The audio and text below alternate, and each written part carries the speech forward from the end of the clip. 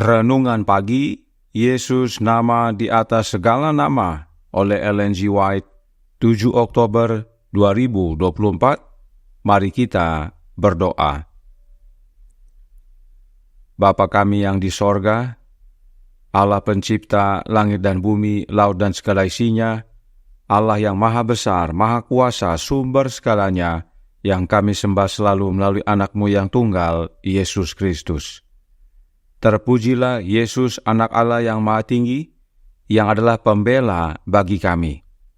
Pada pagi hari ini kami bersyukur boleh bangun dan berbakti, dan sebagaimana membaca dan mendengarkan nasihat firman-Mu, kiranya ini menjadi pembaharuan bagi kami semua, agar kami bersatu dengan Kristus sebagaimana Yesus bersatu dengan Bapanya. Sebab itulah yang akan menempatkan kami di tempat yang menguntungkan. Beserta kami sepanjang perbaktian ini kehendak-Mu yang jadi, ampun kami akan dosa dan salah, karena kami berdoa hanya dalam nama anak Allah yang tunggal, Yesus Kristus, yang adalah Tuhan dan Juru Selamat kami. Amin. Renungan hari ini akan dibacakan oleh Saudara Hasudungan Sidaputar. Kepada Saudara Sudung, kami persilahkan. Selamat pagi, saudara dan saudari sekalian di mana saja pun berada.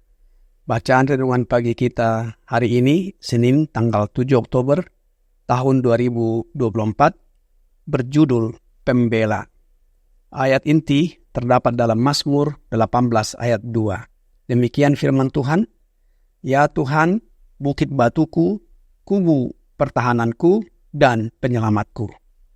Saya bersyukur bahwa Tuhan tidak membiarkan kita dalam ketidaktahuan tentang cara memperoleh berkat-Nya. Bacalah bab ke-8 dan ke-9 dari 2 Korintus, dan Anda akan menemukan seluruh masalah diuraikan dalam beberapa kata. Bacalah bagaimana orang-orang percaya datang kepada para rasul dan meletakkan persembahan mereka di kaki mereka. Berdoa dengan sangat memohon agar mereka menerima persembahan itu. Ketika Allah melalui Roh-Nya menggerakkan hati umat-Nya, menuntun mereka untuk melihat kebutuhan pekerjaan ini, akan ada penyangkalan diri, dan karunia-karunia akan mengalir ke dalam perbendaharaan untuk pewartaan pekabaran untuk masa ini. Jika ada orang yang berpikir bahwa mereka membuat pengorbanan besar untuk pekerjaan itu, biarlah mereka mempertimbangkan pengorbanan yang Kristus buat demi mereka. Umat manusia berada di bawah hukuman mati. Tetapi anak Allah mengenakan keilahiannya dengan kemanusiaan dan datang ke dunia ini untuk hidup dan mati demi kita. Ia datang untuk melawan pasukan malaikat yang jatuh. Kita harus memiliki pembela, dan ketika pembela kita datang, ia mengenakan kemanusiaan, karena ia harus tunduk pada godaan yang menjerat manusia, agar ia dapat memahami bagaimana melepaskan orang saleh dari godaan. Ia berdiri di depan umat manusia yang jatuh, agar pria dan wanita dapat berdiri di tempat yang menguntungkan. Kristus tidak datang ke dunia ini dengan pasukan malaikat. Ia menanggalkan jubah kerajaan dan mahkota kerajaannya. Ia turun dari jabatannya yang tinggi dan demi kita menjadi miskin, agar kita melalui kemiskinannya dapat menjadi kaya. Inilah rencana yang ditetapkan di istana sorgawi. Sang penebus umat manusia harus dilahirkan dalam kemiskinan, dan ia harus menjadi pekerja dengan tangannya. Ia bekerja bersama ayahnya sebagai tukang kayu, dan dalam semua yang ia lakukan, ia membawa kesempurnaan. Teman-temannya kadang-kadang menemukan kesalahan padanya karena ia begitu teliti. "Apa gunanya bersikap begitu teliti?" kata mereka. Namun ia akan bekerja sampai ia telah membawa apa yang ia lakukan sedekat mungkin dengan kesempurnaan. Dan kemudian ia akan memandang ke atas dengan cahaya sorga yang bersinar dari wajahnya. Dan mereka yang telah mengkritiknya akan berpaling karena malu pada diri mereka sendiri. Gantinya membalas ketika ditemukan kesalahan, ia akan mulai menyanyikan salah satu mazmur. Dan sebelum mereka yang telah menemukan kesalahan padanya menyadarinya, mereka juga telah bernyanyi. Dikutip dari manuskrip 58 tahun 1905. Demikian bacaan renungan pagi kita hari ini. Terima kasih. Tuhan Yesus memberkati. Terima kasih atas penata layanan Saudara Sudung. Tuhan Yesus memberkati. Selamat pagi saudaraku dalam Tuhan. Renungan hari ini berkata dalam Jesus Name Above All Names halaman 296 paragraf 4 yang berbunyi, Kristus tidak datang ke dunia ini dengan pasukan malaikat. Ia menanggalkan jubah kerajaan dan mahkota kerajaannya. Ia turun dari jabatannya yang tinggi, dan demi kita menjadi miskin, agar kita melalui kemiskinannya dapat menjadi kaya. Dan tidak hanya itu, dalam paragraf 3 dikatakan, umat manusia berada di bawah hukuman mati, tetapi anak Allah mengenakan keilahiannya dengan kemanusiaan dan datang ke dunia ini untuk hidup dan mati demi kita. Yesus datang tidak membawa pasukan, dan Yesus datang menjadi manusia yang berada di bawah hukuman mati. Yesus datang untuk hidup dan mati bagi kita. Dan Yesus lahir dalam keluarga yang miskin. Lalu, bagaimana Yesus bisa jadi pembela kita? Pembelaan Yesus bukan secara fisik, namun secara rohani. Kemerdekaan rohani yang Yesus utamakan. Karenanya, dasar satu-satunya Yesus adalah pembela kita adalah manuskrip 58 tahun 1905, paragraf 14 menjelaskan. Kristus adalah satu dengan Bapa, tetapi Allah dan Kristus adalah dua pribadi yang berbeda. Bacalah doa Kristus dalam Yohanes pasal 17, dan Anda akan menemukan hal ini dipaparkan dengan jelas. Betapa sungguh-sungguh juru selamat berdoa agar murid-muridnya dapat menjadi satu dengannya, sebagaimana ia menjadi satu dengan Bapa. Saudaraku dalam Tuhan, Roh Nubuat dengan jelas menyatakan bahwa Allah itu adalah Bapa.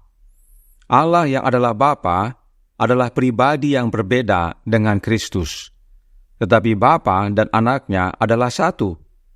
Inilah dasarnya Yesus adalah pembela kita. Sebab Bapa, Allah yang Maha Kuasa, tinggal dalam Yesus.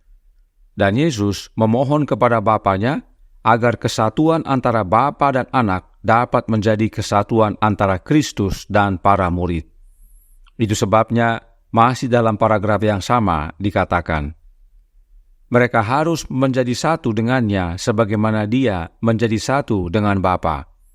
Melalui kesatuan ini mereka harus menjelaskan kepada dunia bahwa Allah mengutus Anaknya untuk menyelamatkan orang berdosa. Kesatuan para pengikut Kristus dengannya harus menjadi bukti yang besar dan tidak dapat disangkal bahwa Allah memang mengutus Anaknya ke dunia untuk menyelamatkan orang berdosa. Jadi, Yesus yang adalah manusia menjadi pembela kita karena Yesus bersatu dengan Bapanya. Kemudian Paulus berkata dalam Ibrani 2 ayat 16-18, sebab sesungguhnya bukan malaikat-malaikat yang Ia kasihani, tetapi keturunan Abraham yang Ia kasihani.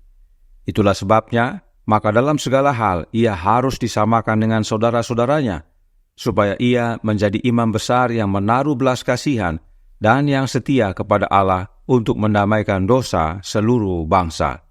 Sebab oleh karena ia sendiri telah menderita karena pencobaan, maka ia dapat menolong mereka yang dicobai.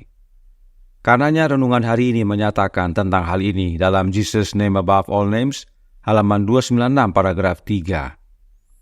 Kita harus memiliki pembela, dan ketika pembela kita datang, ia mengenakan kemanusiaan, karena ia harus tunduk pada godaan yang menjerat manusia, agar ia dapat memahami bagaimana melepaskan orang saleh dari godaan. Ia berdiri di depan umat manusia yang jatuh, agar pria dan wanita dapat berdiri di tempat yang menguntungkan.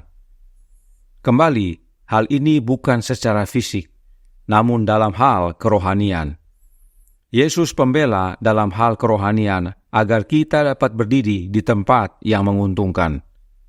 Kenapa kita harus berdiri di tempat yang menguntungkan? Karena The Review and Herald tanggal 24 Februari tahun 1874 paragraf 18 berkata, mereka, yaitu Adam dan Hawa, makan dan jatuh. Mereka melanggar perintah Allah yang adil dan menjadi orang berdosa. Kemenangan setan sudah lengkap. Dia kemudian memiliki tempat yang menguntungkan atas ras manusia. Oleh karena kejatuhan manusia, setan memiliki tempat yang menguntungkan atas kita.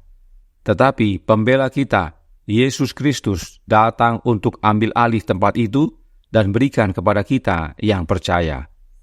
Science of the Times tanggal 9 Agustus tahun 1905 paragraf 4 berkata, tetapi penolakan untuk minum cawan ini berarti tidak ada manusia yang bisa diselamatkan. Hanya dengan penderitaan dan kematiannya, yaitu kematian Kristus, manusia dapat ditempatkan di tempat yang menguntungkan.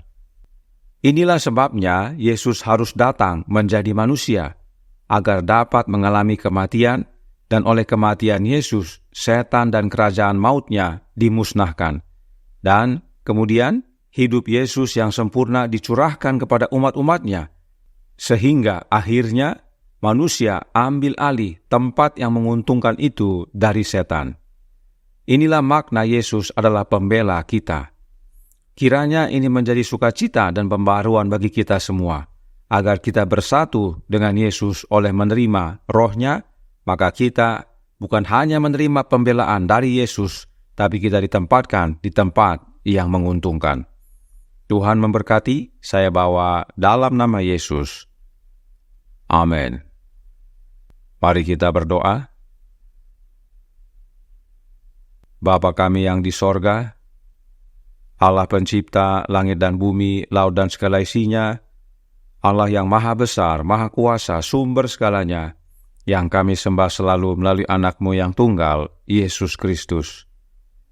Terima kasih atas nasihat yang indah pada pagi hari ini, bahwa Yesuslah pembela kami, sebab Yesus bersatu dengan Bapanya, Yesus dalam Bapa dan Bapa dalam Yesus, sehingga Yesus selalu menang dalam menghadapi setiap cobaan dan godaan di dunia ini.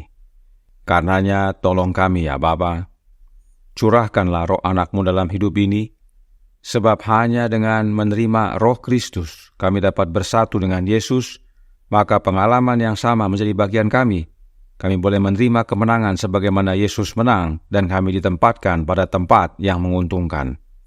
Beserta kami sepanjang hari ini kehendak-Mu yang jadi, ampun kami akan dosa dan salah, karena kami berdoa hanya dalam nama Anak Allah yang tunggal, Yesus Kristus, yang adalah Tuhan dan Juru Selamat kami.